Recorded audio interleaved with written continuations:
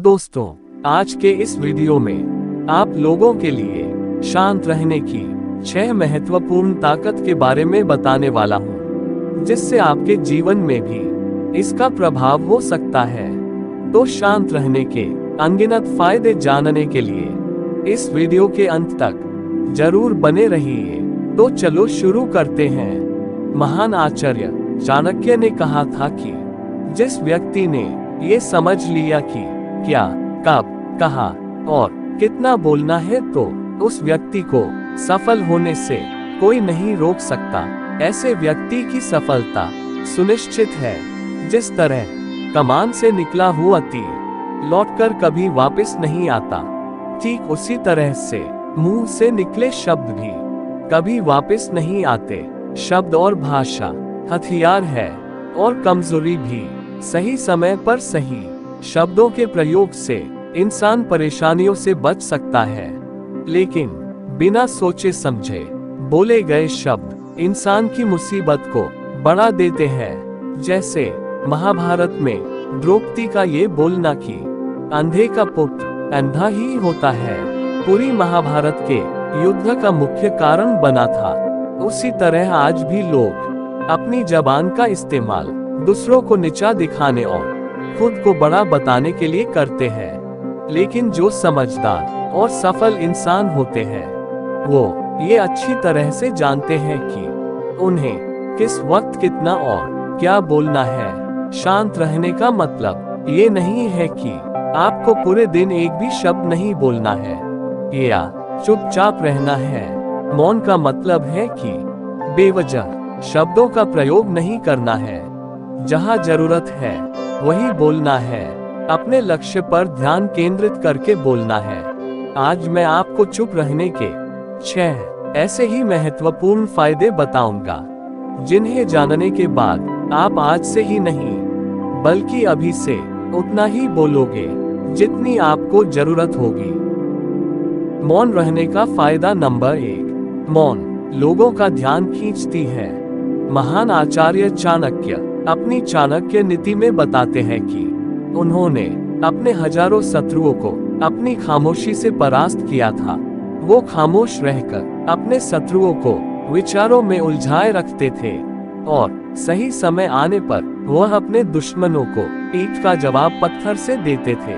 मौन यानी चुप्पी किस तरह लोगों के अटेंशन को ग्रैब करती है, ये बात आप इस उदाहरण से समझ सकते हो कि जब क्लासरूम में टीचर किसी विषय पर बात करते हैं तो स्टूडेंट्स उनकी बात को बिल्कुल ध्यान से सुनते हैं, लेकिन जब अचानक टीचर या स्पीकर बोलना बंद कर देता है तो सभी लोग आश्चर्य में पड़ जाते हैं कि अरे क्या हो गया भाई, कम्युनिकेशन बंद क्यों हो गया। मैं जब स्कूल में था तब अक्सर ऐसा होता था, और आपके साथ भी ऐसा हुआ होगा। ठीक यही फॉर्मूला हमारे दैनिक जीवन में भी लागू होता है। जब आप अपने काम से काम रखते हो, दूसरों के मामले में दखल नहीं देते हो, जरूरत हो तभी बोलते हो, तो लोगों का ध्यान आपके ऊपर जाता है। और अगर आप कम बोलते हो, जरूरत हो तभी बोलते हो, तो लोग आपकी बातों को ज्यादा महत्व देंगे। लोग आपकी बात को उन लोगों की तुलना में ज्यादा प्रेफरेंस देंगे, ज्यादा याद रखेंगे, जो लोग बिना जरूरत के बक बक करते रहते हैं। शांत रहने का फायदा नंबर 2, मौन बातचीत में मदद करता है। शांत रहना मोल भाव यानी नेगोशिएट करते वक्त आपकी बहुत ज्यादा हेल्प कर सकता है। बातचीत के दौरान जब आप अचानक चुप हो जाते हो और सामने वाले इंसान को जवाब नहीं देते हो, तो ये खामोशी उस दूसरे इंसान को ये सोचने पर मजबूर कर देती है कि आखिर आप क्या सोच रहे हैं। तो फिर इसी चीज का आपको फायदा उठाना है। सामने वाले को ये सोचने दे कि आप क्या सोच रहे हैं। मान लो आप कोई डील फाइनल कर रहे हो, तो सामने वाली पार्टी को जल्दी से यस या फिर नो कहकर जवाब मत दो। कुछ सेकंड बोलने से रुक जाए। आपकी ये चुप्पी सामने वाले इंसान को परेशान करेगी, और वो सामने वाला इंसान बोलकर आपकी इस खामोशी को भरना चाहेगा। उनको सारी बातें बोलने दे, जिससे आपको बातचीत आगे बढ़ाने में मदद मिलेगी और आपका साइड बातचीत के दौरान ज्यादा भारी रहेगा। शांत रहने का फायदा नंबर 3, मौन आपको विश्वास बनाने में मदद करता है।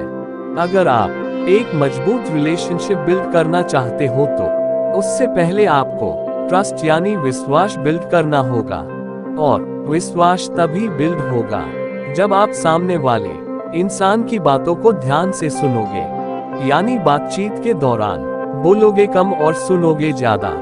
ऐसा करने से दूसरे इंसान को लगेगा कि आप एक अच्छे इंसान हो, सामने वाले की बात को अच्छे से सुनते हो, किसी को भी नजरअंदाज नहीं करते हो, और तभी वो आपकी बातों को अच्छे से सुनेगा और ट्रस्ट बिल्ड होगा। शांत रहने का फायदा नंबर 4, उत्तर प्राप्त करें। आपने ऐसे कई सारे लोगों को देखा होगा जो कोई प्रश्न पूछने के बाद रुकते ही नहीं हैं, अपनी बकबक चालू रखते हैं या फिर दूसरे को बोलने का मौका ही नहीं देते। अगर आप भी ऐसा करते हो तो आपको दूसरे इंसान की सोच को जानने का मौका ही नहीं मिलेगा। लोग आपके प्रश्नों का जवाब ही नहीं देंगे। इसलिए कोई भी प्रश्न पूछने के बाद आप शांत हो जाओ। आप अपना ओपिनियन मत दो। लोगों का क्या ओपिनियन है उस बात पर, उस प्रश्न पर आप जानने की कोशिश करो। शायद आपको कुछ नया सीखने को मिल जाए। कुल मिलाकर आप प्रश्न पूछने के बाद जितनी जल्दी चुप हो जाओगे, आपको उतना जल्दी आंसर मिलेगा। स्वामी विवेकानंद जी, जो अपनी बुद्धिमत्ता के कारण पूरी दुनिया में जाने जाते हैं, उनमें भी यही क्वालिटी देखने को मिलती है। वे भी अपने गुरु रामकृष्ण जी से जब भी कोई प्रश्न पूछते थे तो अपना ओपिनियन तो बाद में देते थे, लेकिन पहले प्रश्न पूछने के तुरंत बाद चुप हो जाते थे, ताकि उनके गुरुदेव की क्या राय है उसे वो जान सके।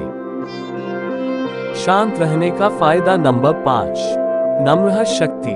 शांत रहना एक शॉर्ट पावर है, मतलब एक ऐसी शक्ति से है जिसकी मदद से आप सामने वाले से बिना लड़े उसे हरा सकते हैं। इसका सबसे बेहतरीन उदाहरण है महात्मा गांधी जी, जो कि सत्य और अहिंसा के मार्ग पर चले थे और बिना लड़े ही उन्होंने अंग्रेजों को धूल चटाई थी।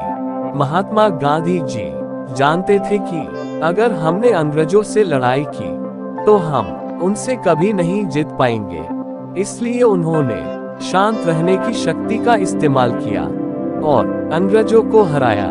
कई बार लड़ने से और झड़ने से समस्या हल नहीं होती, बल्कि चुप रहने से और शांत हो जाने से समस्या हल हो जाती है। शांत रहने का फायदा नंबर 6, विचारशील मौन। द क्वाइट बुक के ऑथर सुजन केन अपनी बुक में बताते हैं कि थॉटफुल शांत रहना कई सारी मुसीबतों से बचा सकती है। जैसे एक बार एक लड़का लैपटॉप खरीदने जा रहा था, तभी उसको रास्ते में वर्षों पुराना एक दोस्त मिलता है, जो उसको बोलता है कि तुम जहां लैपटॉप खरीदने जा रहे हो उसी के पास में एक घर है, वहां ये सामान डिलीवर कर देना। वह अपने दोस्त को ना नहीं बोलता है और उसका सामान ले लेता है, लेकिन जहां सामान डिलीवर करना था वो घर उस दुकान से काफी दूर था। उस आइटम को डिलीवर करने में उसका बहुत सारा समय बर्बाद हुआ। बाद में जब वह दुकान पर पहुंचा तो वह दुकान बंद हो चुकी थी। उसे अपने दोस्त के ऊपर बहुत ज्यादा गुस्सा आया। इसीलिए हमें हमेशा हाँ नहीं कहना चाहिए, ना कहने और शांत रहने की शक्ति को समझना चाहिए। तो दोस्तों, इन सब बातों से आप ये समझ चुके होंगे कि शांत रहते में बहुत ज्यादा शक्ति है। शांत रहने की शक्ति को कम नहीं समझना चाहिए। जीवन में कुछ जगह शांत रहना आपको बहुत सारी मुसीबतों से बचा सकता है। और अगर आप भी इन बताई गई बातों को अपने जीवन में उतारते हो और जहां जरूरत हो वही बोलते हो तो डेफिनेटली आपको भी इसका कुछ न कुछ फायदा जरूर होगा। दोस्तों, कहानी अच्छी लगे तो नीचे कमेंट करके बताएं और सभी के साथ शेयर जरूर करें। ऐसे ही और वीडियो देखने के लिए चैनल को सब्सक्राइब करें। धन्यवाद।